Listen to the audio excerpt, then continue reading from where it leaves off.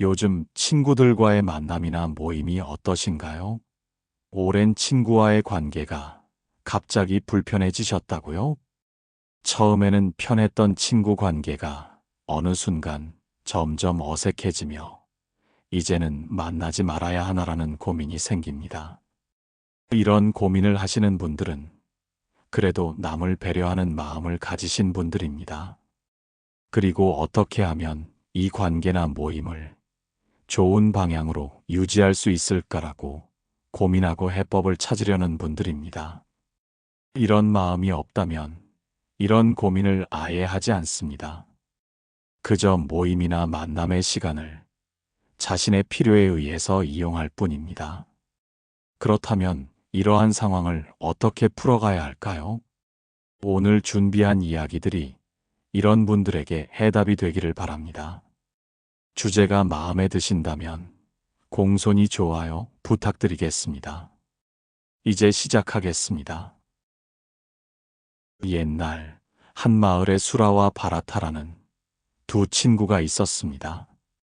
어릴 적부터 함께 자라며 모든 것을 나누던 두 사람은 마치 형제와 같았습니다.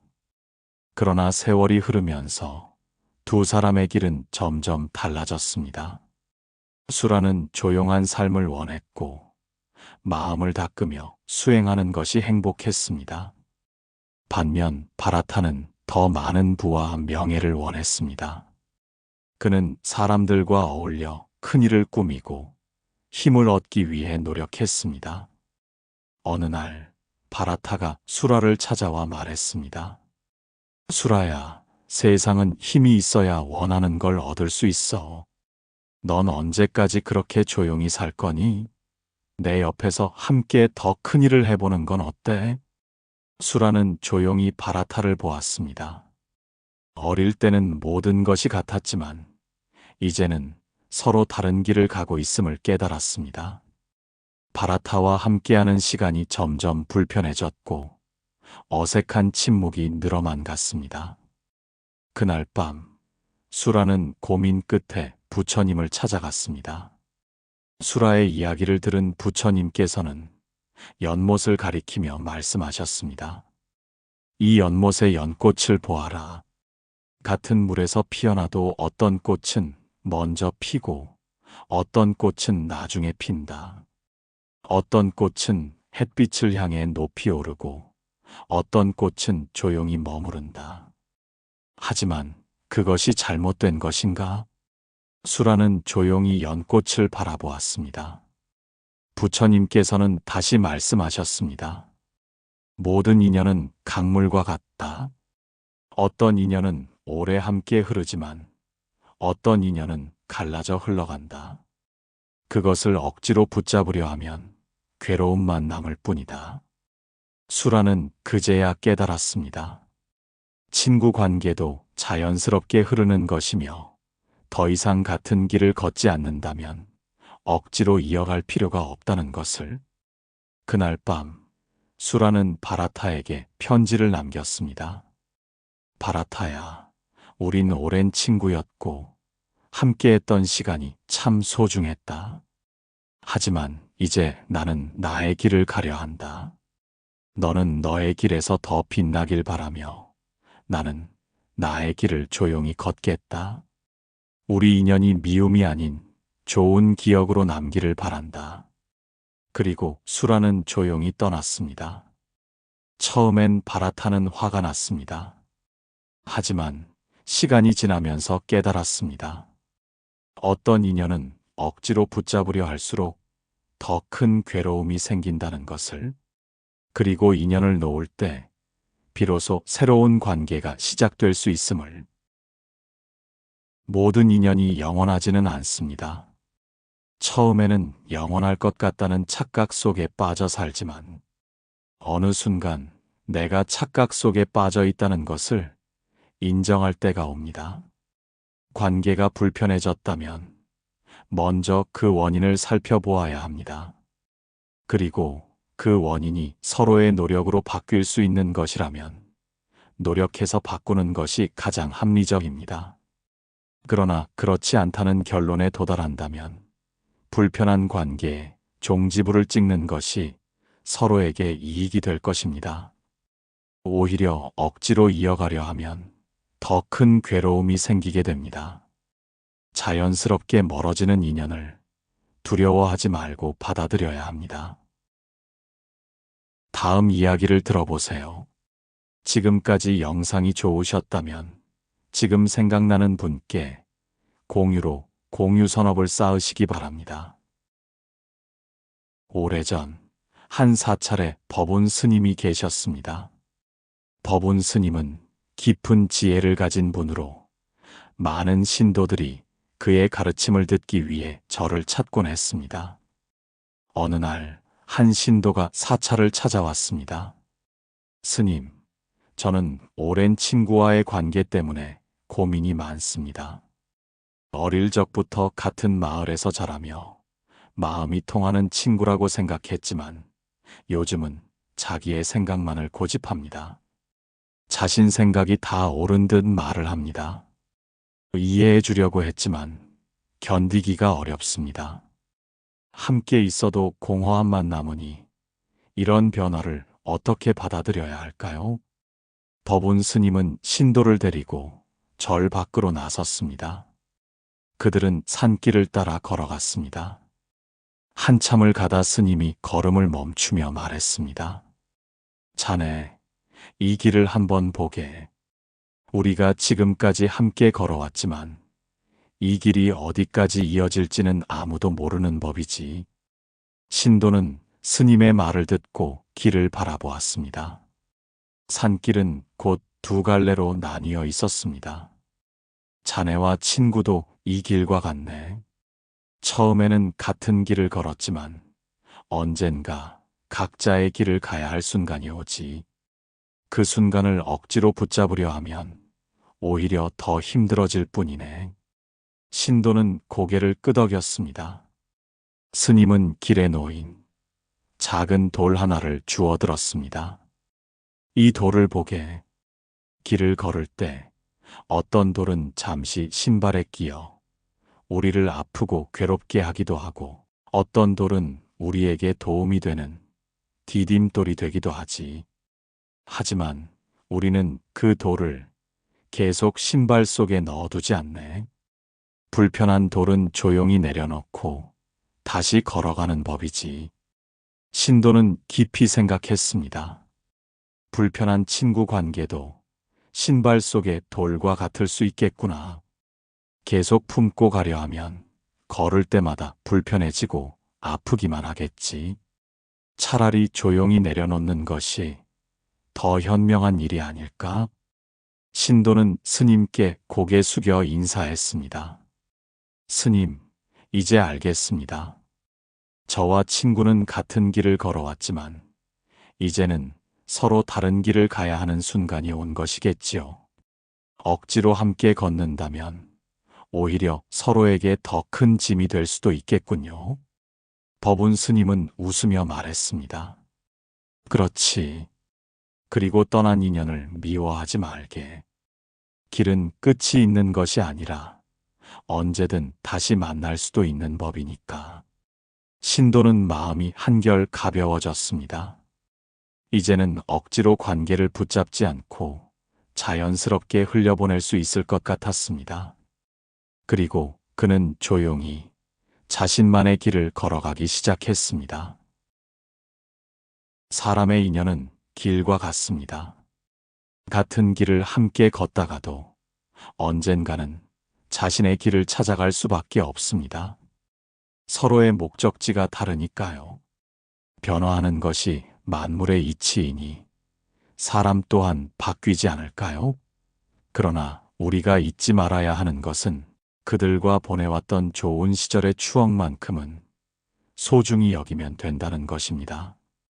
우리는 또다시 인연이 되면 같은 길에서 언제든 다시 만날 수도 있는 것이니까요.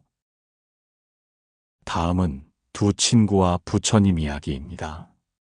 옛날 깊은 산속의 한 마을에 아난과 카필라라는 두 친구가 있었습니다. 어릴 때부터 같은 마을에서 자란 둘은 언제나 함께였습니다. 나무를 타고 강에서 놀고 세상 모든 것을 함께 나누었습니다. 그러나 세월이 흐르면서 둘의 길은 달라졌습니다.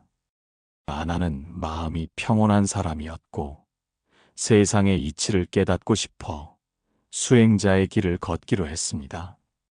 반면 카필라는 현실적인 사람이었습니다. 재물의 흐름에 남다른 그는 많은 부를 얻고 추구하는데 관심이 많았습니다. 그리고 남들처럼 명예와 권력까지도 얻고자 하는 야심을 가진 인물이었습니다. 어느 날 카필라는 아난을 찾아와 말했습니다. 아나나, 왜 너는 나처럼 세상에서 성공하려 하지 않니? 나처럼 세상 사람들이 너를 우러러 볼 일을 해보는 건 어때? 내가 도와줄게. 아나는 조용히 웃으며 대답했습니다. 나는 나의 길을 가고 싶을 뿐이야. 카필라야, 너와 나는 같은 곳에서 시작했지만 이제는 다른 곳을 향해 가고 있어. 그러나 카필라는 그것을 받아들이지 못했습니다. 어릴 때부터 우리는 한 몸과 같았는데 내가 나를 저버리는 것 아니니? 그 말에 아나는 고민이 깊어졌습니다. 그날 밤 그는 부처님을 찾아가 조용히 물었습니다. 부처님, 저는 카필라를 친구로서 소중하게 생각하지만 이제 그와 함께하는 것이 너무 힘이 듭니다. 친구와 멀어지는 것이 옳은 일일까요? 부처님께서는 미소를 지으며 주변에 서 있는 큰 나무를 가리키셨습니다. 아나나, 저 나무를 보아라. 봄이 되면 같은 나무에서 수많은 잎이 피어난다. 그러나 바람이 불면 어떤 잎은 남고 어떤 잎은 떨어진다. 같은 나무에서 태어났다고 해서 모든 잎이 같은 길을 가야 하는 것은 아니지 않느냐? 아나는 조용히 나무를 바라보았습니다. 부처님께서는 다시 말씀하셨습니다. 사람의 인연도 이와 같단다. 너와 카필라는 같은 나무에서 피어난 잎과 같지만 이제는 각자의 바람을 따라가야 할 때다. 억지로 같은 가지에 매달리려 하면 오히려 더 아픈 법이다. 아나는 그제야 깨달았습니다. 모든 인연은 같은 길을 가야 하는 것이 아니며 자연스럽게 떠나는 것이 괴로운 일이 아니라는 것을요. 이 이야기를 듣다 보면 다가오고 있는 봄 생각이 납니다. 그리고 벚꽃도요. 흐드려지게 핀 벚꽃이 지기 시작하는 때가 되면 바람에 날리는 벚꽃을 보게 됩니다. 우리는 너무 이쁘다며 떨어지는 벚꽃을 잡으려 하거나 눈처럼 맞아보려고 이리 뛰고 저리 뛰곤 합니다. 벚꽃나무에서 떨어지는 꽃잎들이 우리의 모습이 아닐까 생각해 봅니다. 다음 이야기도 들어보세요. 어느 날 한 신자가 깊은 고민을 안고 사찰을 찾았습니다. 그는 법운스님께 공손히 합장을 하고 조용히 입을 열었습니다. 스님, 저는 오랜 세월을 보낸 친구들이 있습니다. 어릴 때부터 어울린 친구들이라 정말 마음 속속들이 이해하며 챙겨주던 친구들이었죠. 지금도 30년간 모임을 유지 중입니다. 그러나 어느 순간 친구들과의 모임이 허무하게 느껴지기 시작했습니다. 모임이 서로의 이야기를 들어주고 고민을 나누는 시간이 아니라 자신만의 이야기를 하는 장소가 되어버렸습니다. 본인과 본인 가족의 자랑에서부터 남을 비난하는 이야기까지 저는 듣고 있기가 너무 힘듭니다.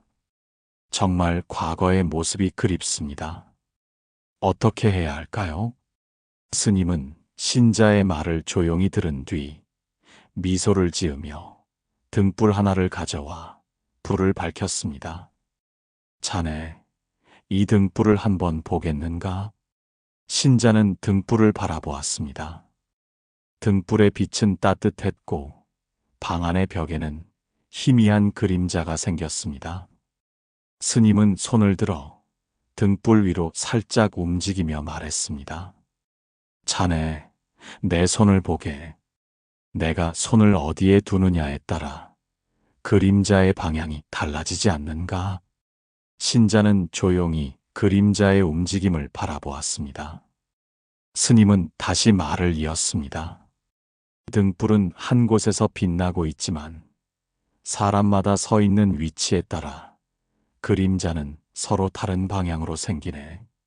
마찬가지로 사람의 인연도 같은 등불 아래 함께 하더라도 시간이 지나면 각자의 방향으로 흩어지는 법이지. 스님은 다시 등불을 가리키며 말했습니다. 그렇다면 그림자가 흩어진다고 해서 우리가 함께했던 등불의 빛이 사라지는 것인가?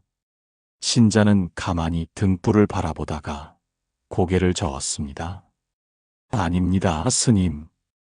그림자는 변해도 등불은 여전히 빛나고 있습니다. 스님은 미소 지으며 말했습니다. 그렇지. 사람과 사람의 관계도 이와 같네. 함께했던 순간이 소중했다면 그것만으로도 충분한 것이지. 그림자가 달라졌다고 해서 그 빛마저 부정할 필요는 없네. 신자는 더 이상 미련을 두지 않기로 했습니다. 그는 스님께 감사의 인사를 올리고 조용히 말했습니다. 친구와 함께했던 시간은 나의 등불이었습니다. 비록 이제는 서로 다른 방향의 그림자를 향해 가지만 그 시간은 사라지는 것이 아니겠지요. 스님은 조용히 그를 바라보며 말했습니다. 좋은 인연이었다면 그것만으로도 충분하지 않겠는가. 신자는 밝은 얼굴로 사찰을 떠났습니다. 어느 순간 만남이 부담스럽거나 의무적으로 느껴지는 순간이 있습니다. 친구를 만나고 나면 왠지 기분이 좋아지고 힐링이 되는 것이 아닌 더 나빠지는 일이 일어납니다. 친구와의 만남은 서로 주고받는 소통의 기회여야 합니다. 그러나 상대방의 자랑을 들어주어야 한다든지 상대방이 일방적으로 고민을 말하는 장으로 만남이 전락한다면 이것은 만나는 것을 심각하게 고민하게 만듭니다. 지금까지 보여드린 이야기가 여러분의 현명한 결정에 도움이 되기를 바라면서 영상을 마무리하고자 합니다.